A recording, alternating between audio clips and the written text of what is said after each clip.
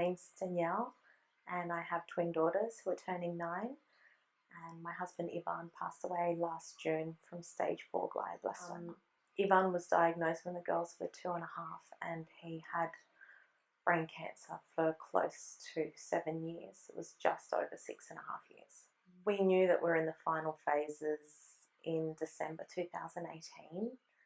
He had been diagnosed with his 4th tumour only 2 weeks after having his 3rd removed, and they had given him 12 to 24 months, and he only ended up lasting 6 months.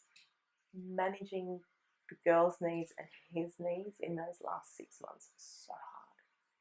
Doing palliative care from home was an eye-opening experience. What the oncologists and the specialists and the doctors make it out to be and what it actually is two completely different things, and I don't know if there's a disconnect in communication or their understanding of the services that are provided. But when they sign the paperwork and set you up and get somebody to come to your home and say to you, this is what our role is, it's completely different to what you're led to believe that it is. We didn't have any hands-on support. For us, we managed for 3 months on our own without the help. I was still on the phone to the palliative care team, and we'd gotten to a point where Ivan's seizures had become more frequent, more aggressive, to the point where his left side paralysis would temporarily pass to his right side as well. I could no longer shower him on my own. And it wasn't one of those situations where you just sort of go, well, it's a normal day, it's a normal shower, we're done for today, let's just put him back in bed and sponge bath him tomorrow. If he'd had a seizure, soiled himself, been sick everywhere, I had to clean him up, and I had to do it myself, and it was dead weight that I was carrying. And I called one of his friends over one day to help me. He's a pretty strong guy, and the two of us struggled, and it took us more than an hour.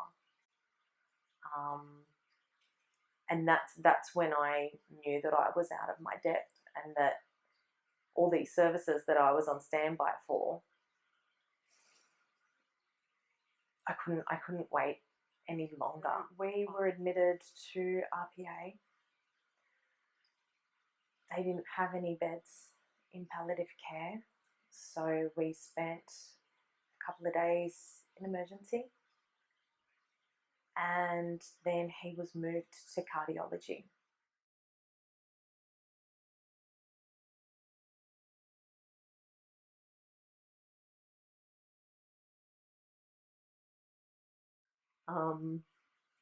The next day they moved him to palliative care at RPA, and we were only there for 2 days before they moved us to Concord. We still insisted on being moved to Concord.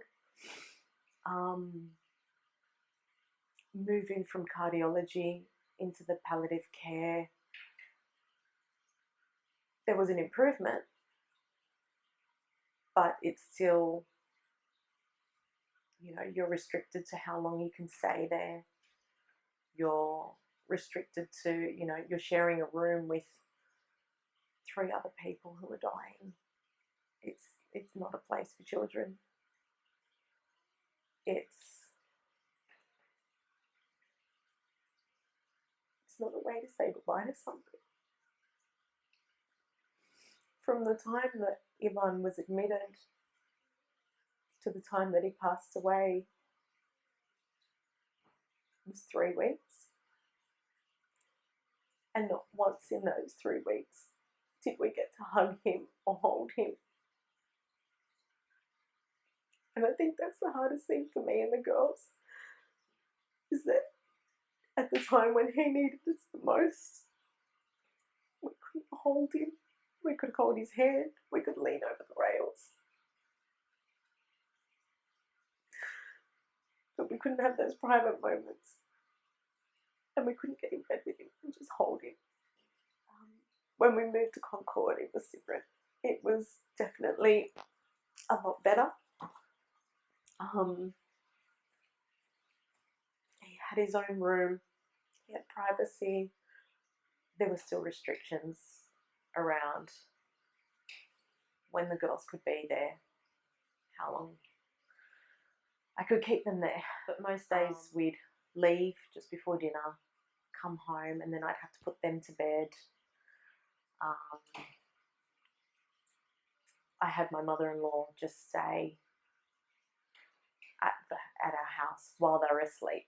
That was pretty much the level of assistance that I had, just for a body to be in the house while they were asleep so that I could come back to the hospital.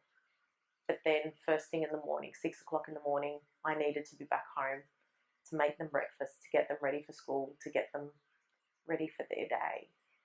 And it was really hard being torn between the two, worrying that something was going to happen while I was away and that I wasn't going to be there with him when that time finally came. Not being able to have the girls there was really, really hard. And then in the last 4 days, I had to make that decision, and I had to be away from them just to be with him. And I had some family members at home helping, taking the girls to school. I hardly got to see them. He hardly got to see them. It was really, really hard. And I think that was probably the only bad thing about being at Concord, is just not being able to have the girls there more, especially in those final moments. I don't think they would have wanted to be there at those very final moments. I wouldn't have wanted them to be there, but I think they would have liked to have been there more and been able to hug their dad and cuddle with him, and they didn't get to do that for the last 3 weeks of his life.